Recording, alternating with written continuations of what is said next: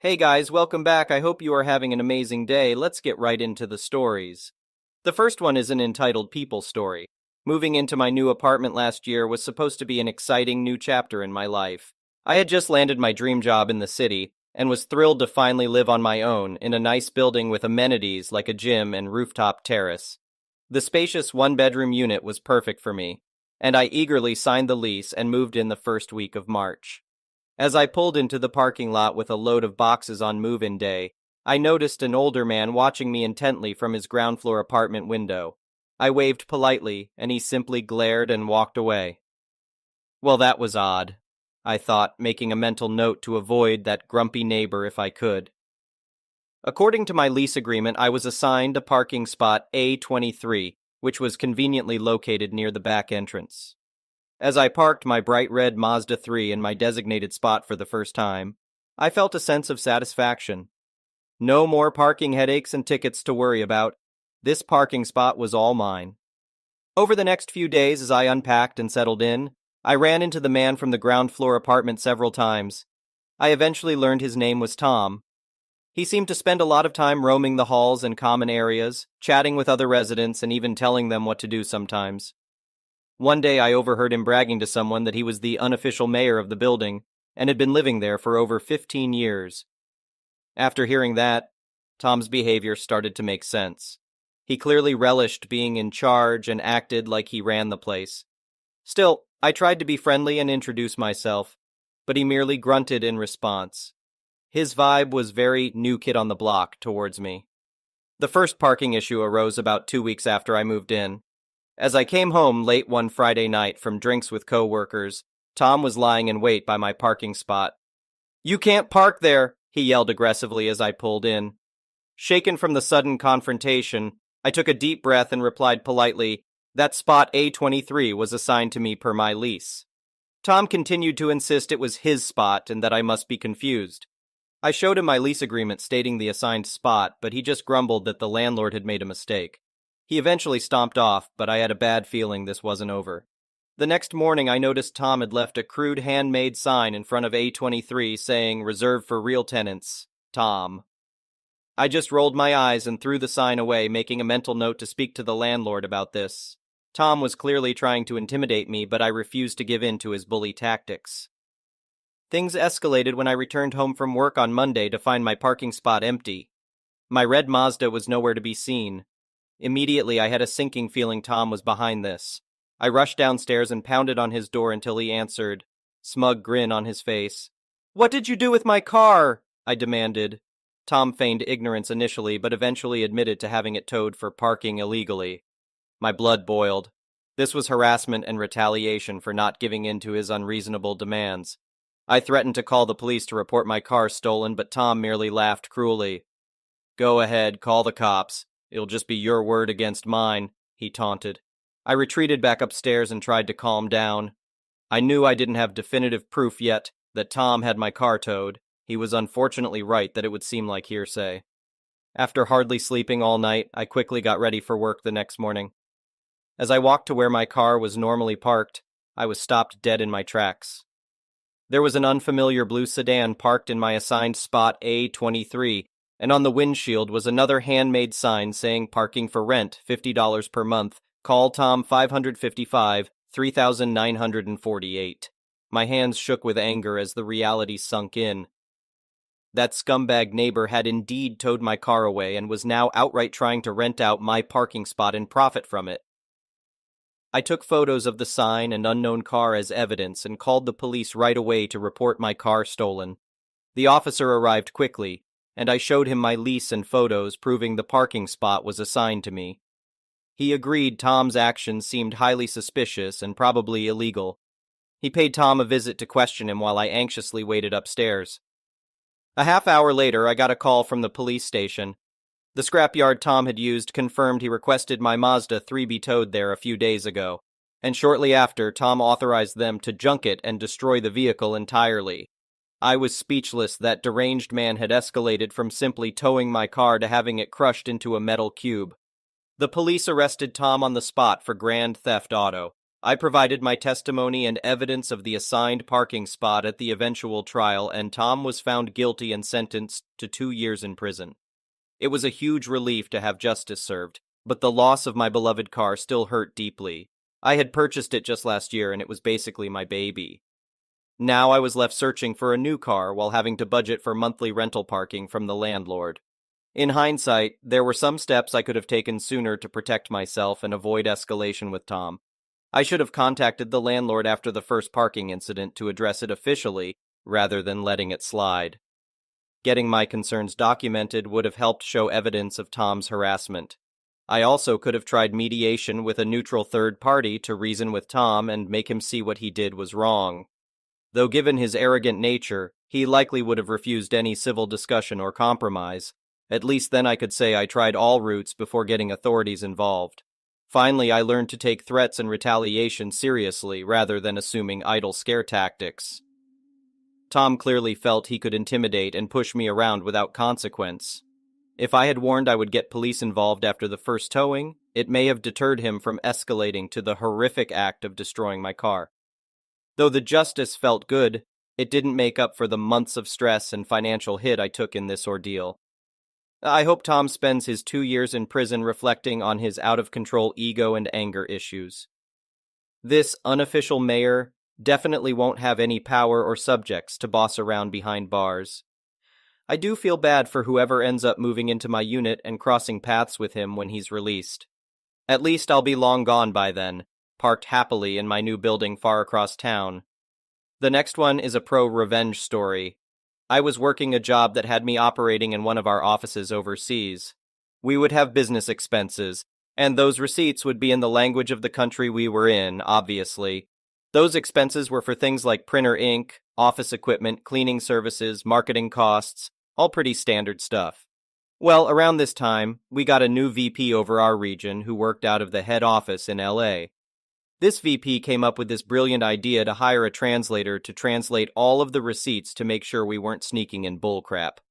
Fair enough. However, the issue that arose was that we had to send our expenses to the translator, who would translate the receipt and then submit them for reimbursement. The problem was this translator was a real Karen type. She would demand better scans of the receipts, oftentimes after we had already thrown them away. She would argue if we really got the best deal on whatever we bought. I remember in one transaction of about $200 of ink cartridges, she asked me why I didn't order online from this common website, to which I said they were out of stock at the time, and we needed the ink, so we bought it from a local store. To which she said I was spending too much money. To which I said it's none of your concern, your job is to translate the receipt. To which she said if I want her to submit my expenses, I need to be nice to her. To which I said she needs to learn her place. She's a translator, not a VP that gets to instruct me what to do. After this encounter, she started being extra anal with my expenses, so one day I came into the office early to call her and try to work things out. She basically told me that I screwed up by pissing her off, and she expected my expense reports to be perfect or she wouldn't submit them unless they were. I told her if she keeps this up, she won't have a job much longer. She laughed and wished me well and hung up. A few months later, we had our annual meeting in LA, and after the meeting, we were at a bar, and I walked up to our VP and started up a conversation. I steered the conversation to expenses, and I asked him how much in monthly expenses he typically reimbursed us for in the country we worked out of. He said about $3,000 to $4,000. I acted surprised and asked, "Is that all?" He goes, "Yeah." To clarify that $3,000 to $4,000 is the typical spend, and he says, "Yeah, it rarely gets above $4,000. So I ask him about how Karen, our translator, is doing. He says she's doing a good job, and I nod my head and I go, "How many fraudulent expenses has she caught?" It's important to note that every employee that was submitting expenses was well paid. They'd be awfully stupid trying to skim some extra dollars via fraudulent expense reports. He goes, "What do you mean?" I said, "Well, you hired her to ensure all the expenses you were reimbursing us for are legitimate, right? Her job is to translate them for you, correct?" He says it is, and I ask, "So is it safe to presume you've done that to ensure people aren't submitting BS expenses?" He says, "You could say that." I smile and ask, "So how many fraudulent expenses has she caught?" He thinks for a moment and goes, "I don't think she has caught any." So I ask, and how much do we pay her? He says it depends on her workload, but between $2,500 and $3,000 a month. I smile and ask, does it make sense to pay someone $3,000 a month to translate $3,000 in receipts? Well, she ensures we aren't getting fraudulent expenses. And I counter, well, you said she hasn't caught any in the last 9 months, and the expenses are always between $3,000 and $4,000. So as long as the expenses stay in that range, wouldn't it be safe to assume that the expenses are legitimate? And couldn't you bring on a translator on a contract basis if they get out of hand? He sees my point. And imagine the cost savings. We would probably save over $40,000 a year. That's a good chunk of change, isn't it? The VP tries to defend his position. But she does a good job, and I counter, but you could frame this as you've saved us $40,000 a year and created a baseline to judge expenses by. Cutting costs is always good for the bottom line and the end of your bonuses, isn't it? FYI, I knew that a major percentage of a VP's compensation package with the company had to do with the company's margin at the end of the year. The bigger the margin, the bigger the bonus. You can see the twinkle in his eye. We carry on the rest of the night. A few weeks later, we get an email from the VP saying that we are to submit all our expenses directly to the admin for reimbursement, and that we have let go of Karen. FYI, Karen wasn't her real name, obviously. The next one is a petty revenge story. I worked for Subway a while back, and always took on people's shifts because people are lazy, and I like money. One day, I got a call from a girl, I'll call her Gertrude, who I worked with at another store, asking me to cover for her the following day because she sprained her ankle. I was scheduled to work at the same time as her, but promised I'd do my best to find someone to cover for her. Unfortunately, the only person who wasn't working or unavailable was the biggest screw-up in the store.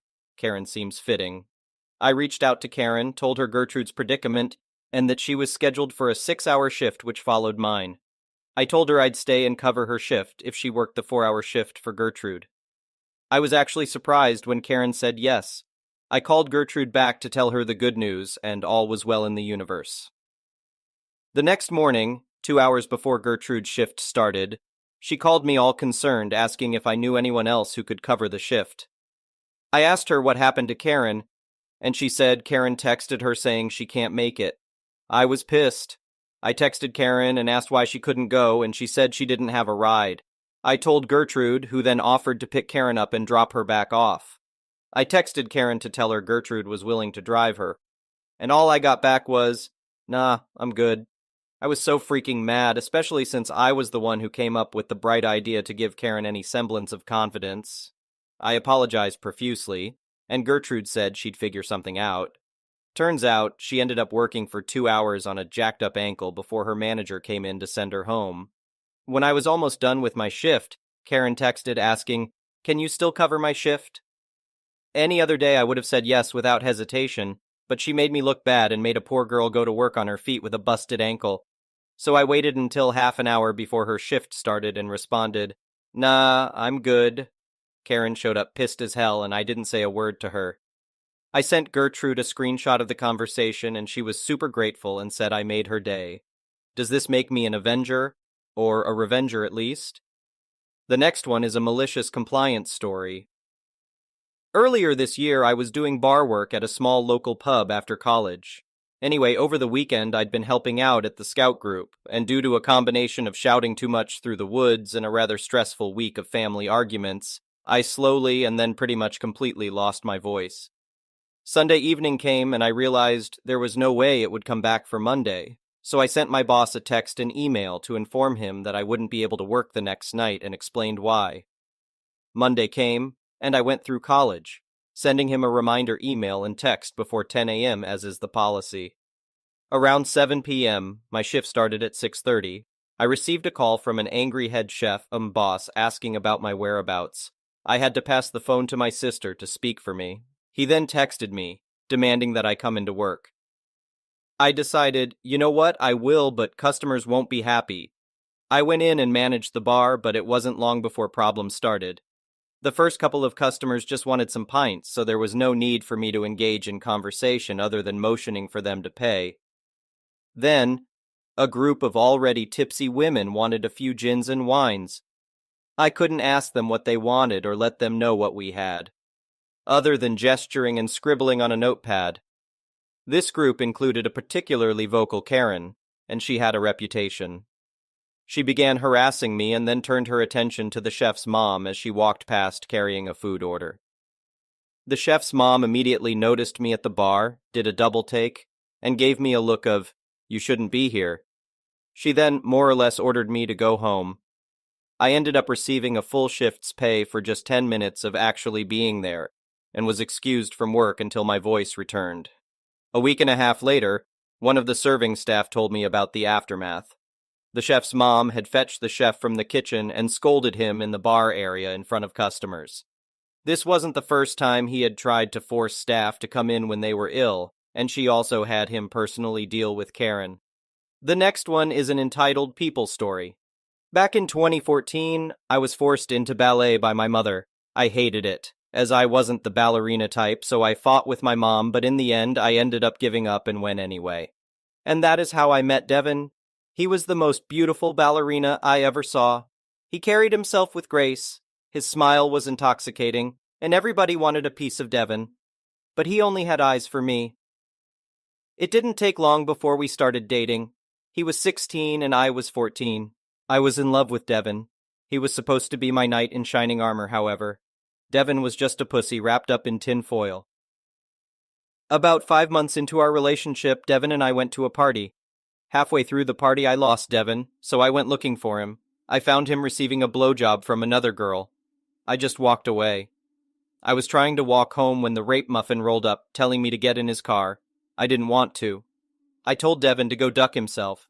I would rather walk home in the goddamn dark than deal with his idiot ass. I don't remember how Devin convinced me to get in his car, but when I did, I just wanted to know why. Why did he cheat on me? That son of an idiot tried to gaslight me.